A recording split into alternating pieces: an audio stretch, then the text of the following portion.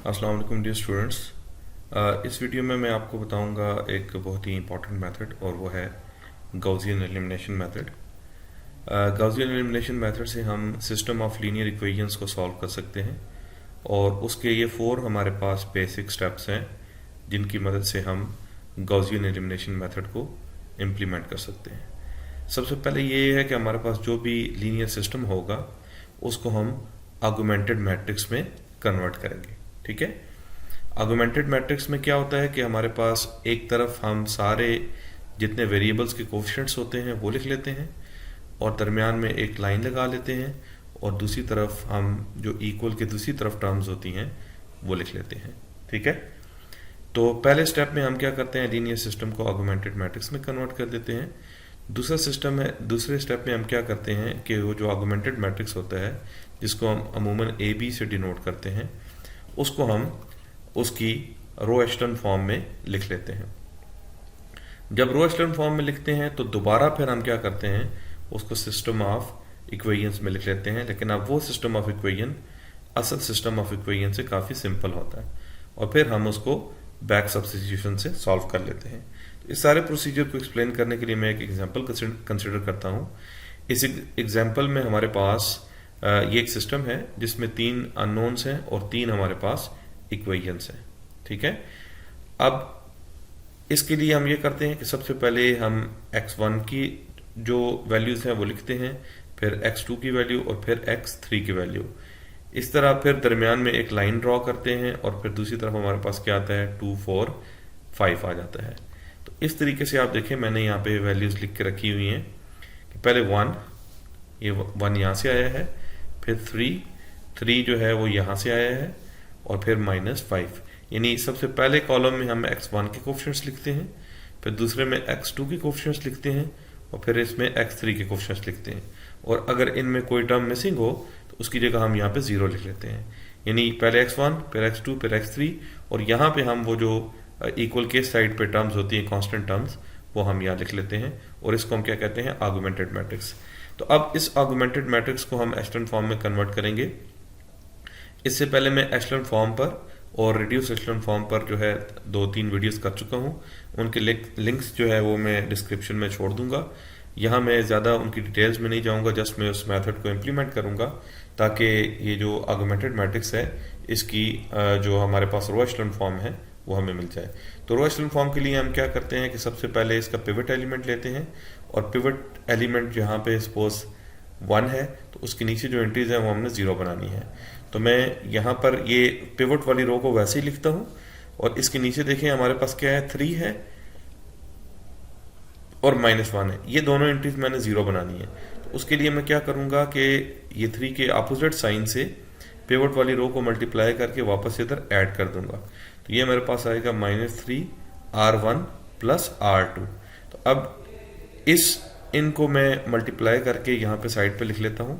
इसको अगर मैं -3 से मल्टीप्लाई करूँ तो ये आ जाएगा -3, यहाँ पे इसको -3 से मल्टीप्लाई करूँ ये आ जाएगा -9, इसको -3 से मल्टीप्लाई करूँ तो ये आ जाएगा 15 और यहाँ पे मेरे पास अगर -3 से मल्टीप्लाई करूँ तो ये आ जाएगा -6। ठीक है, अब अगर मैं इसको ऐड कर दूं R2 में तो R2 क्या है, 3 11 -9 4। अब इनको अगर मैं ऐड करूं तो -3 + 3 मेरे पास 0 आ जाएगा जिसको मैं यहाँ पे लिख दूंगा। उसके बाद -9 + 11 जो है ये मेरे पास 2 आ जाएगा, इसको मैं इसके नीचे लिख दूंगा और फिर ये 15 में से 9 निकालेंगे 6 आ जाएगा और यहाँ पे -6 में से 4 निकालेंगे तो ये -2 आ जाएगा। तो ये वैल्यूज मैं यहाँ पर इस तरीके से लिख लूंगा। इसी तरह जो ये है इसको 0 बनाने के लिए, ठीक है, मैं क्या करूंगा, इसका उल्टा साइन जो है वो 1 होगा, +1 होगा, तो ये +1 R1 प्लस R3 हो जाएगा और ये हमारे पास क्या आ जाएगा, 1 - 1 0 हो जाएगा। इसी तरह 3 + 1 4 हो जाएगा और यहाँ पे -1 + 6 जो है ये 1 हो जाएगा और 2 + 5 7 हो जाएगा जिसको मैं यहाँ पे लिख लेता हूँ। तो ये जो फर्स्ट हमारे पास लीडिंग एलिमेंट था, पिवट था, उसको हमने जो है उसके नीचे 0 बना लिए। अगर ये यहाँ 1 ना होता तो हमें यहाँ भी 1 बनाना पड़ता और वो मैं चीज़ें ऑलरेडी पिछले लेक्चर्स में डिस्कस कर चुका हूँ। अब हम इसी स्टेप को जो है दोबारा मैं इसको लिख लेता हूँ। और अब हम देखते हैं कि फर्स्ट जो रो है उसका लीडिंग एलिमेंट उसके नीचे 0 आ चुके हैं। अब हम सेकंड रो में आते हैं। तो सेकंड रो में हमारे पास जो लीडिंग एलिमेंट है वो ये आ रहा है 2। तो इसको हम 1 बनाएंगे। इसको 1 बनाने के लिए हम क्या करेंगे, इस पूरी रो को हम 2 से डिवाइड कर देंगे। तो बाकी चीज़ें हम वैसे ही लिख लेते हैं और यहाँ पे हम 1/2 R2 कर देते हैं।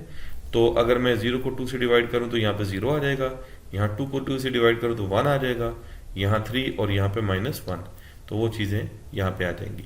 तो अब हमारे पास सेकंड जो रो है उसका जो पिवट है वो भी 1 बन चुका है। अब हमने जस्ट क्या कर रहे हैं, उसके नीचे 0 बनाना है। तो उसके नीचे 0 बनाने के लिए यहाँ 4 है, तो मैं -4 से पिवट वाली रो को मल्टीप्लाई करूंगा। अब पिवट वाली रो जो है वो सेकंड रो है, तो ये मेरे पास फर्स्ट और second row as it is लिखी जाएगी। और यहाँ पे मैं क्या करूंगा, -4 R2 + R3। तो यहाँ पे क्या आएगा, 0 + 0 0। यहाँ जब मैं -4 से मल्टीप्लाई करूंगा तो ये आ जाएगा -4 + 4 0 आ जाएगा। फिर इधर क्या लिखूंगा, जब मल्टीप्लाई करूंगा तो ये -12 आ जाएगा, -12 + 1 जो है ये 11 आ जाएगा, -11। और इसी तरह यहाँ पर जो है ये मेरे पास 4 + 7 जो है वो 11 आ जाएगा। तो अब जो सेकंड रो का पिवट था उसके नीचे भी हमने 0 बना लिया है। अब हम आते हैं थर्ड रो की तरफ। तो थर्ड रो में जो पिवट एलिमेंट है उसको मैंने 1 बनाना है। तो उसके लिए मैं क्या करूंगा, थर्ड रो को -11 से डिवाइड कर दूंगा। तो वो जब मैं करूंगा तो पहली 2 रोज तो वैसे ही आएंगी। थर्ड रो में हमारे पास क्या आएगा, 1/-11 R3। और जब मैं इसको -11 से डिवाइड करूंगा तो यहाँ पे आ जाएगा 1 और यहाँ पे आ जाएगा -1। अब ये जो मैट्रिक्स है ये जो है ये रो इक्विवेलेंट फॉर्म है आर्गुमेंटेड मैट्रिक्स की।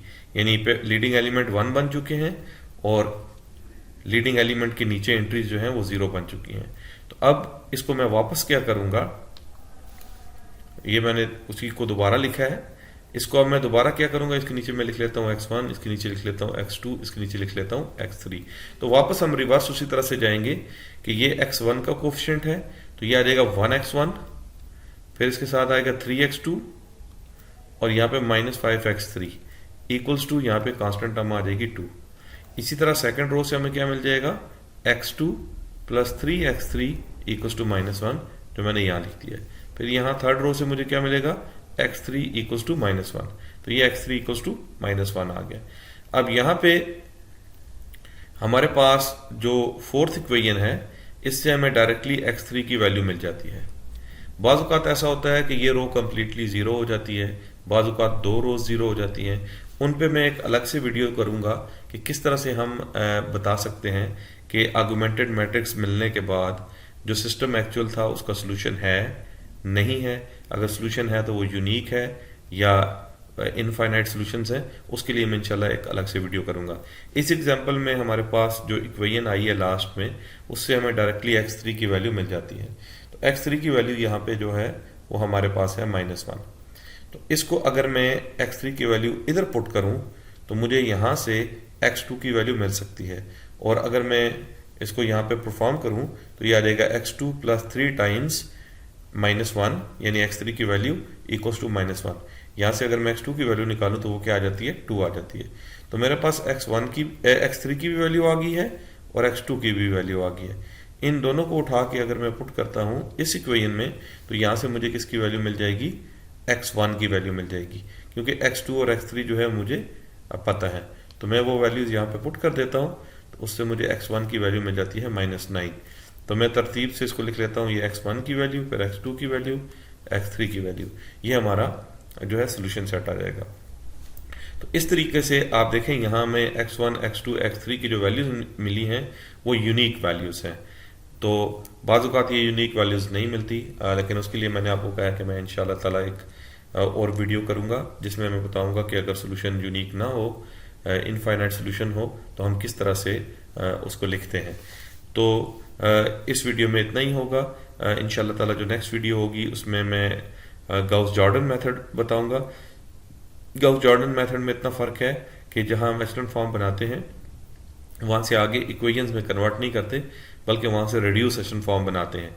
रिड्यूस एक्सटेंड फॉर्म बना के फिर हम इक्वेशंस में कन्वर्ट करते हैं और फिर हमें एक मज़ीद सिंप्लीफाइड जो है वो सिस्टम ऑफ इक्वेशन मिलता है। और बाज़ औक़ात तो हमें डायरेक्टली जो है x1, x2, x3 की वैल्यूज़ मिल जाती हैं। तो तब तक के लिए मुझे इजाज़त दीजिएगा। अल्लाह हाफिज़।